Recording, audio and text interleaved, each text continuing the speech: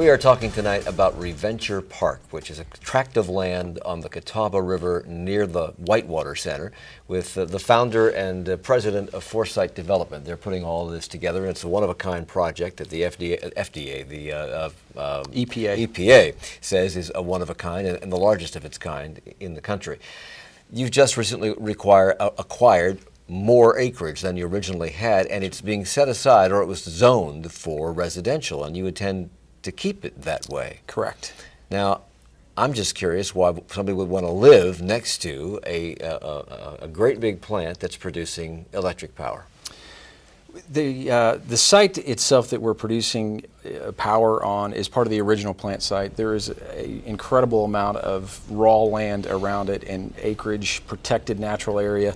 We just created a 175-acre conservation easement that basically protects all of the water frontage on the property, about 2.4 miles, including the Long Creek. It protects that in perpetuity forever. And the surrounding residential has an abundance of natural amenities and access to the Whitewater Center. We'd like to see eventually have a microgrid, if you will, where we're producing baseload power at Reventure and selling that power to the surrounding residential. We think that would be a fantastic and truly unique residential type project. And the residential piece is a bit down the road, but we think there's some opportunities to create something special there. And you mentioned the natural areas within the actual Reventure Park. The Carolina Thread Trail runs through this. So although it's an industrial area, it's not. It's a natural area. Yeah, there's really only one section off of Highway 27 that you would even know there's an industrial park or project there. Is this part of your original vision when you and because this is not the only project that you'll be doing, this repurposing of older industrial sites, but is it part of your vision to not only be to take advantage of conservation in the redevelopment of the project, but the output of the project once it comes online, and the development or surrounding the project to stay within conservation guidelines? Absolutely. We're developing these sites. Reventure's being developed on a contaminated site, and if we want to duplicate this, most of the sites that we're looking at would be contaminated.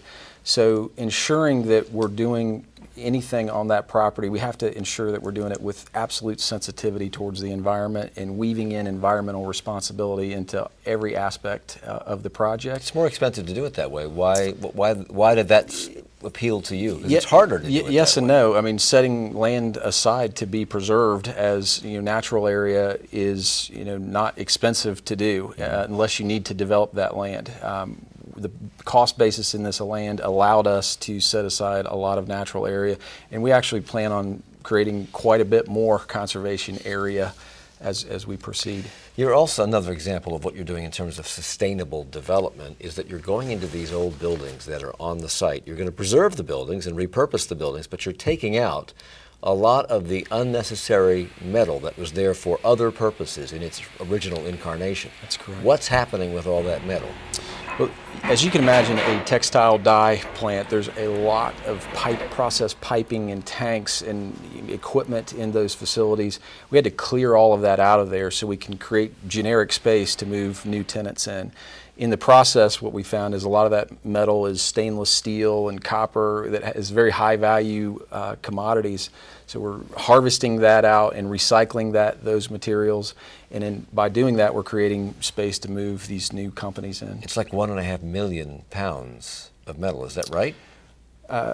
Well, we've got pulled about 90 tons out currently. Wow. So there's, okay. and that's out of the first building. And you're going to repurpose that metal. You're going to use it again on site or sell it? Some of that metal is being repurposed. A lot of the tanks that we're pulling out will be reused. A lot of the piping, there's miles of 2-inch stainless steel pipe. All of that is being saved so we can use that on other projects. So we're reusing as much as we can and what's there and recycling those buildings, if you will. And some of the metal is being used by artists to create on-site sculptures? We've got 2 UNC students, sculpture majors that are going through those buildings and pulling out pieces, then they'll be creating some metal sculpture that we'll display throughout the property. Where are you in the process? I mean, in other words, where are you on the timeline of all of this at the moment? It's taken 3 years literally just to get to a point where we can do something on the site, and we're just now starting with cleaning out these buildings. We're applying for our air permit next week, actually, for the first project we'll be developing. So things are starting to happen, and a lot of great projects are in the works that we've been talking to. One of the things that's happening with sustainable development around the world is that people are talking about it. People in your position, governmental entities are talking about it, because everybody's probably concerned, at least in part, about environmental protection. And they're exchanging ideas. Did you steal any of these ideas from some other project around the world, or get these ideas from somebody else and put them to use here? We thought we were completely original with this idea. We actually found out later that in Catawba County, there's a great example, the Catawba Eco Complex. It's a county-owned landfill, and there's a variety of renewable and sustainable projects that they've developed there. So, we hope that there's more of these, and that this reventure inspires other developers to kind of tackle these challenging projects, because there's real opportunity there, both economically and socially, and we think it's the right thing to do, and we love the space that we're in. Because just this week, somebody from Jordan came here, That's Ruba correct. Al-Zubi, who has a fairly high position in their environmental ministries in the country of Jordan, came here to see what you were up to and what you were doing as part of an Eisenhower Fellowship. I'm just curious how she found out about you, what she learned while she was here, and what you might have picked up from her, because they're pretty active in this area. It was incredible. She found Reventure literally with the internet, and she is an Eisenhower Fellow studying sustainable projects that create economic development, and she thought Reventure was interesting enough to travel from Jordan to see it. So it was very humbling. Fantastic lady, and she's got very good ideas and concepts that she's trying to weave into what Jordan's doing in their development initiatives. And I think there's a lot to learn internationally with these projects.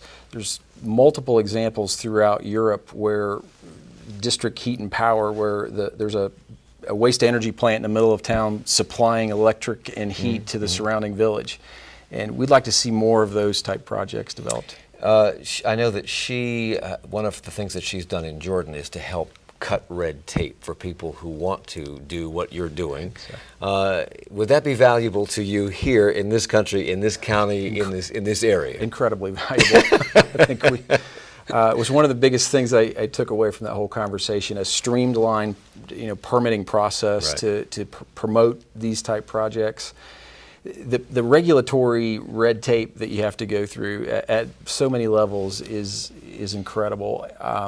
So hopefully we can create something and streamline that process. I don't know if we'll get there in my lifetime, but I think we need to trend that way to every chance we can. But have you found government officials at all levels to be friendly, hostile, suspicious? What have you found?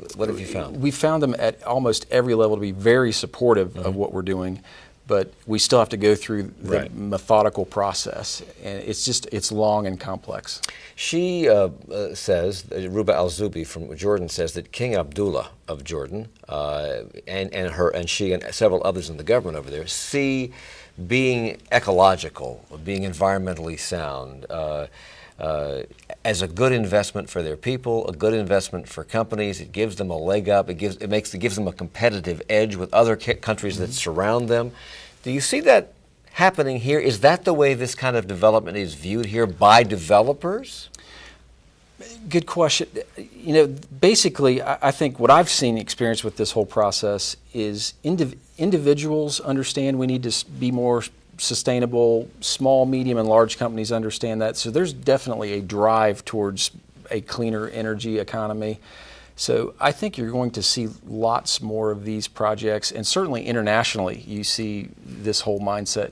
The students coming up, they all understand that we have to be less impactful on the environment, so it'll be less of a challenge for the next generation to do these type projects. How many more opportunities do you see? Because I know that your company started here, but it had its eyes on lots of different areas and lots of different projects. How many of these do you see possibly taking place? How many sites like this are there? The EPA estimates there's 15 million acres of contaminated sites throughout the country. And if you think about it, almost every community, certainly North and South Carolina, and many throughout the country, have some big manufacturing complex that's idled.